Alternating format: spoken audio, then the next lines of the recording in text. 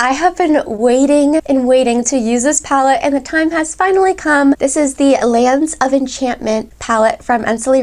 This is my first palette I'm trying from Ensley, and I will say that the shipping took a good amount of time to get to me, but when it arrived, it was packaged beautifully, very secure, very safe. So I appreciate the extra lengths they went to make sure that my palette arrived in really good condition. The packaging is just 10 out of 10 gorgeous, you guys. It looks even more stunning than it did online. So there is an entire collection for the Lands of Enchantment. That one retails for $265, or you can just buy the palette by itself and it retails for $88. If you sign up for, the email notifications, I believe you'll get about 15% off. That's what I did. And there are probably some affiliate codes out there on YouTube that you could use to save a little bit of money as well. The palette is definitely more on the pricey side. You do get removable magnetic pans, which is nice if that's something you look for to rearrange your palette. And just swatching this out, I have already swatched it, I could not help myself. The quality of these special shades and the quality and velvetiness of the mattes make me think that it's probably gonna be worth that $88 price point. But again, that's all subjective. Don't ever feel like you need to purchase a palette. You definitely don't, but if you wanted to invest in it, based off of my first impressions so far, I don't think you'll be disappointed. But we still have to try it on the eyes, so let me not get too far ahead of myself. Today I'm thinking I want to do something pink to purple, ethereal Barbiecore vibes, so let's just go ahead and jump right in. Okay, so because I want to get the most depth on the outer corner, I am going to start off with one of the deepest shades in the palette, which could end wonderfully or it could end horribly. So this is the shade Utopia. I'm going to be going into this shade first. Ooh, right off the bat, so much pigment. And I'm just going to nestle that right into my outer corner here. And then on a smaller pencil brush, I'm just going to take that along the lower lash line as well. These mattes are so pigmented. This matte, super pigmented. Really, really nice for a purple. Not patchy at all. Layers upon itself. Oh, I'm so excited. I feel like this palette is just fulfilling all of my fairy princess dreams. Sugar plum fairy princess Barbie dreams. I love the aesthetic of this palette. Okay, I'm trying to decide if I want to go in with Enlightened or Majestic next. Let's just try going into this lighter shade Enlightened. We might need Majestic to help blend, but we'll see, we'll see. We're just playing. Such a gorgeous lilac color, and look at all that pigment that picks up. These mattes do have a little bit of kickback, but nothing crazy. And when I was swatching them, I don't know if I already mentioned this, but they feel so velvety. So velvety and smooth, like they have a little bit of a grip to them. They're not dusty, chalky. So, really impressed. Ooh, I'm getting a little bit of fallout, but that's fine. I'm just gonna go over that deep purple so we can start blending.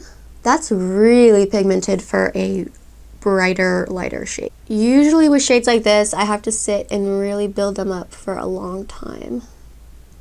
I think I will take just the tiniest bit of Majestic. It's almost a more dusty purple, but it's kind of the in-between tone of Enlightened and Utopia. These have a pretty big jump in depth, so I think this will help to blend a little bit. I mean, these are blending fine together, but I kind of want to use as many shades as I can. Oh yeah, that helps. So I'm taking a little bit of Majestic on the lower lash line, and then we'll take a little bit of Enlightened. Next, we're gonna go into this cool tone pink called Portal. We're gonna pop that in the inner portion of the crease. With pastel shades like this, I wouldn't recommend going with a fluffy brush and then trying to buff it out that way. It's definitely gonna give you the most impact if you load your brush up and just use patting motions. Whew. These colors are gorgeous, gorgeous. I love that. Oh my goodness. Look how vibrant that is while still being so soft at the same time. Ooh, that is beautiful. I don't have a color in my collection like that. Usually with lighter shades like this, I'm always disappointed. This is so pretty. Okay, and then the inner portion, like the inner corner, let's try Nodal Shift, this light bubblegum pink. Again, I'm taking a denser brush. Ooh, and you can see these look different on the eyes. They're both lighter pinks, but this one has way less purple in it. than Portal, which is nice. So you get a lot of variety. You don't have to worry about, you know, repeat shades. That is a bright bubblegum pink.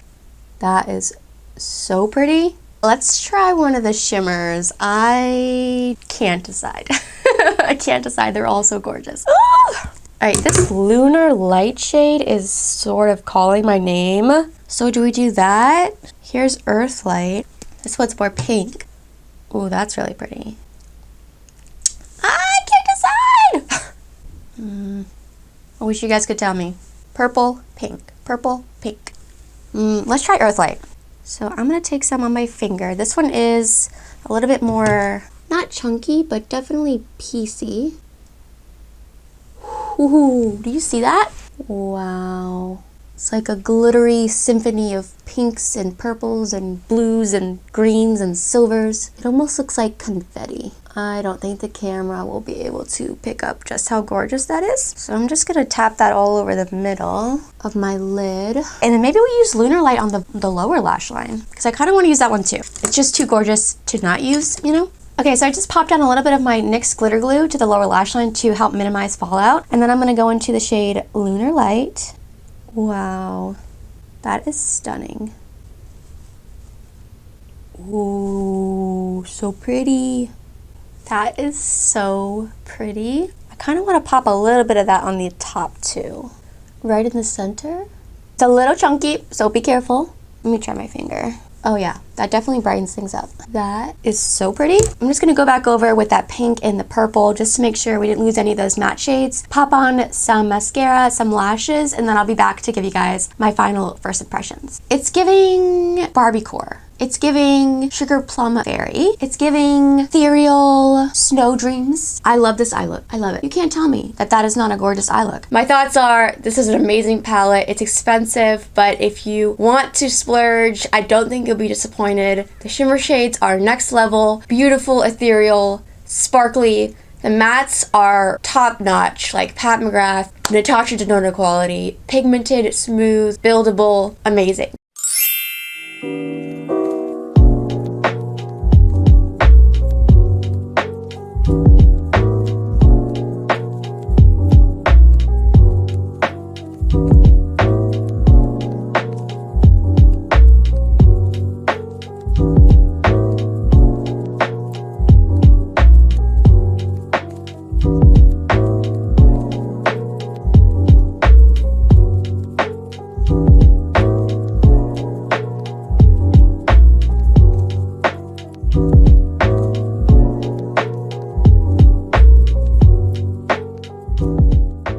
So this is the shade Faye. It ships from a purpley pink, almost a lavender, to a goldish green. And it does have a transparent base. So when you turn your head or your hand to the side, you can't really see it. It's only when the light hits it that you're really gonna see that glistening shift.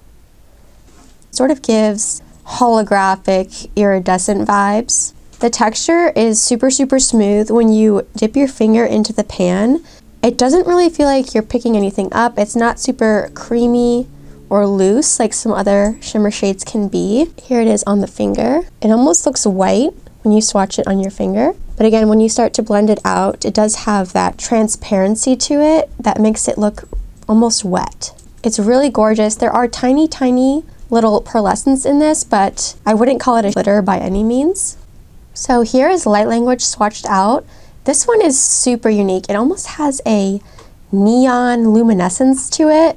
It's like an ultraviolet neon sign that looks super smooth. It feels really thin. The texture in the pan is similar to Faye. It doesn't have a lot of bounce or kick up. You can see there it has more of a sheer transparent base. When it catches the light, you see that vivid neon violet luminescence, which is just so otherworldly. You can see a little bit of that neon quality peeking through. I think it's hard to catch on camera, but it almost looks frozen. It almost looks like it's glowing on my finger. You can see a lot of that ultraviolet peeking through, especially around the edges. Okay, next up is Divine Light. This one is another duochrome. It's a greenish gold to a lavender. There you can see the lavender. It's that very thin, almost hard pressed formula, and there's not much of a base pigment to it. It's really all about the reflect here in the glow.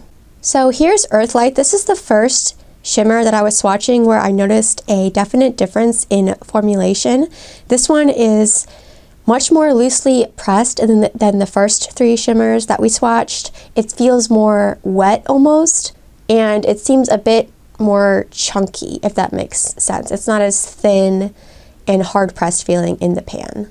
And when we swatched it out here, you can see this one has larger size, not glitter, but it's definitely more piecey than the first three shimmers. Has more of that shimmery, piecey, almost glittery effect. I think you can see the color of the reflex a bit better there on my finger. Okay, next up we have Moonrise. Similar to Earthlight in that it feels much more creamy and emollient in the pan than the first three shades, but it doesn't have those piecey, glittery particles that Earthlight has. This is translating as more of a true metallic. This one does, again, have a shift. It's a bronze with a hint of green, shifting to that pink with that purple undertone. There you can see more of that, the greenish bronze color. In here, you could see a little bit more of that pink. It's more subtle than the other duochromes, I would say, but it definitely does have a lot of dimension. Okay, next up we have Shattered Stars. We're going back to that thinner formula that we felt with the first couple of shades. It seems a bit more translucent, not as opaque, but you can definitely build it up to see more of that almost taupey purpley color with that silvery reflect. This shade's really nice because it's almost leaning a bit neutral with a twist. It's pulling a bit more taupe on camera, but in person you can definitely see that purple reflect coming through a bit more, I feel. The particles in this one are on the smaller, more minuscule size, so the effect is more of that wet look. Next up is True Essence. This is another one of those PC emollient glittery formulas. It's not a glitter, so don't be scared of that description. It's just the best way I can describe it. I would say be careful when picking this up because it's really easy to dig into the pan and it's really easy to pick a lot up. It can come up a bit chunky if you're not careful. But the effect is truly remarkable. It's a silvery sky blue color. It's pulling a bit more silver on camera, but in person, you definitely see a lot more of that baby blue coming through. Here is Lunar Light. This is a gorgeous lavender shade with gold reflex scattered throughout. There's a bit of pink peeking through there as well. On camera, it's pulling much more neutral. Again, you can't see that lavender as much, but in person, you definitely see that pinkish lavender. Next up is Cosmic Flow. This one shifts from a deep purple to, let's see if I can get it, to a bronzish gold. You can see a little bit there. Here we go. It's not the best angle, but you can see that bronze right there. See, it almost looks brown here, like a brownish chocolatey gold. Really pretty. And then you get that vibrant royal purple. Next up is Lemuria. This is one of my favorite shades in the palette, I think. It's a periwinkle reflect with tiny particles of pink and purple in there. Again, it's pulling much more neutral on camera. Next up is Starseed. This is a purple to blue shifting shade. I don't know why all of my shades are looking so gray on camera. In person, they're way more vibrant. Alright, this is not the best, but here I think you can see that purple shift just a little bit better. And then it goes to blue. It does have a little bit of almost a blackened silvery undertone running through it. It's like a smoky duochrome, if that makes sense. Alright, last but not least, we have Moon Magic. This one is super interesting. It's a deep, almost blackened purple. You can see there a little bit. Shifting to a really deep and smoky teal. You can also see those tiny little reflects scattered all throughout it. It almost looks like space. It's giving nebula cosmic vibes. I hope you guys enjoyed this video. Hope you will consider subscribing. So I'll see you in my next video. Bye.